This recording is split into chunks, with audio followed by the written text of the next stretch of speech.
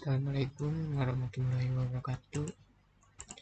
Nama saya Dan Syukur dengan NIM 4152001098 dari Teknik Informatika.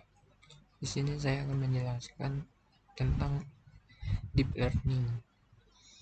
Pertama, apa perbedaan machine learning dan deep learning?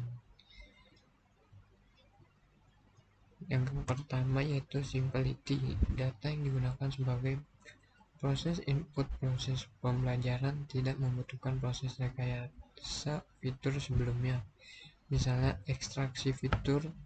Hal ini menjadikan proses pembelajaran model deep learning menjadi lebih sederhana dibandingkan proses pembelajaran model machine learning. Proses pembelajaran deep learning bersifat end-to-end. Yang kedua yaitu stability. Proses pembelajaran model deep learning memungkinkan implementasi secara paralel sehingga bisa memanfaatkan kapasitas GPU atau TPU. Selain itu, algoritma pembelajaran yang bersifat iteratif menggunakan sejumlah batch data memungkinkan pembelajaran model menggunakan dataset berbagai volume bahkan berskala besar. Yang ketiga, versability atau adaptability. Proses pembelajaran model deep learning tidak selalu harus dilakukan dari awal. Sebuah model deep learning hasil pembelajaran dapat di-training kembali menggunakan data training yang baru. Hal ini menjadikan model deep learning sebuah model yang mampu untuk terus-menerus melakukan pembelajaran secara online. Yang keempat, reusability.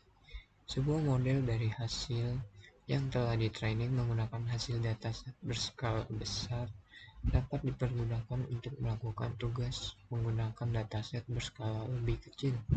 Kemampuan ini disebut transfer learning, menghemat waktu pembelajaran ulang. Yang B, apa tujuan dari pembelajaran training pada pemrosesan data? Tujuan dilakukannya pembelajaran training pada pemrosesan data adalah untuk meminimalkan error sehingga kinerja learning machine model diukur oleh squared error. Yang C, jelaskan perangkat keras yang digunakan untuk pengolahan data menggunakan deep learning. Perangkat keras yang digunakan adalah dengan menggunakan Graphic Processing Unit atau GPU dan Tensor Processing Unit atau TPU. GPU dan TPU merupakan unit pemrosesan data di dalam perangkat keras komputer yang memungkinkan operasi matriks dilakukan dengan cepat.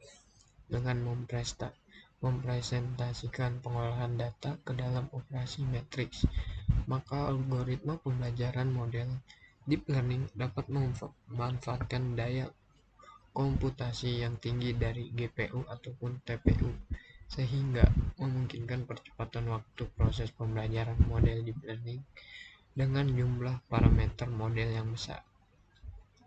Soal nomor 2. Apa itu single perceptron? Single perceptron merupakan bentuk terkecil atau minimal dari sebuah algoritma ANN yang hanya terdiri dari sebuah neuron.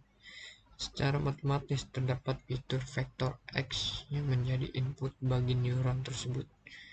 Output dari neuron adalah hasil aktivasi dari perhitungan jumlah perkalian antara nilai input dan synapse wake. Yang B, apa itu Bayesian probability? Bayesian probability merupakan salah satu metode pengambilan keputusan yang telah banyak dipakai. Metode ini dikembangkan untuk menyelesaikan masalah pengambilan keputusan dengan menentukan nilai peluang dari kejadian dan nilai evidence atau bukti yang didapat dari fakta tentang objek yang teliti. Yang C, fungsi objektif.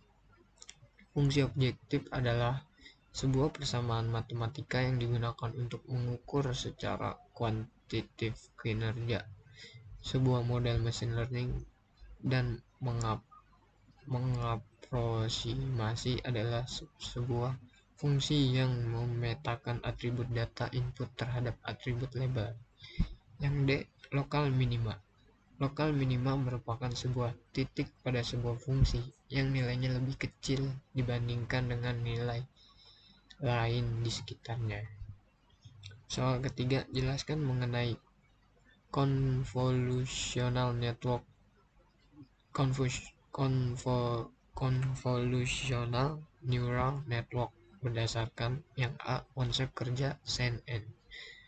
Cara kerja CNN merupakan mirip pada NLP, namun dalam CNN, setiap neuron dipresentasikan dalam bentuk dua dimensi, tidak seperti NLP, yang setiap neuron hanya berukuran satu dimensi.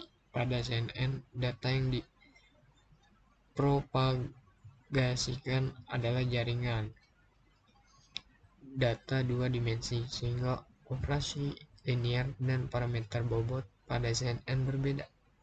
Pada CNN, operasi linear menggunakan operasi konvolusi, sedangkan bobot tidak lagi satu dimensi saja, namun berbentuk pada 4 dimensi.